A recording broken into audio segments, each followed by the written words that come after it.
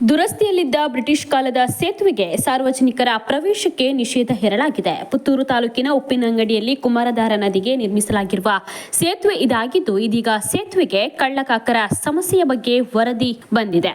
ಸೇತುವೆಯ ಬಳಿ ಭೇಟಿ ನೀಡುತ್ತಾ ಇರುವಂತಹ ಸಾರ್ವಜನಿಕರು ಸೇತುವೆಯ ಮಧ್ಯಭಾಗದಲ್ಲಿ ನಿಂತು ಸೆಲ್ಫಿಯನ್ನು ತೆಗೆಸಿಕೊಳ್ತಾ ಇದ್ದಾರೆ. ಸೇತುವೆಯ ಎರಡೂ ಪಾರ್ಶ್ವದ ಕಬ್ಬಿಣದ ಸರಳುಗಳನ್ನು ಇದೀಗ ಕಳ್ಳರು ಕದ್ದೊಯ್ದಿದ್ದಾರೆ. ಸರಳುಗಳ ಭದ್ರತೆ ಇಲ್ಲದೆ ಜಾಗದಲ್ಲಿ ಸೆಲ್ಫಿಯನ್ನು ತೆಗೆತಾ ಇರುವಂತಹ ಜನರ ಮೇಲೆ ನಿಗಾ ಇಡಲಾಗಿದೆ. ಅಪಾಯದ ಮುನ್ಸೂಚನೆಯನ್ನು ಅರಿತ ಜಿಲ್ಲಾಡಳಿತದಿಂದ ಸೇತುವೆಯ ಮೇಲೆ ಸಾರ್ವಜನಿಕರ ಪ್ರವೇಶಕ್ಕೆ ನಿಷೇಧವನ್ನ ಹೇರಲಾಗಿದೆ.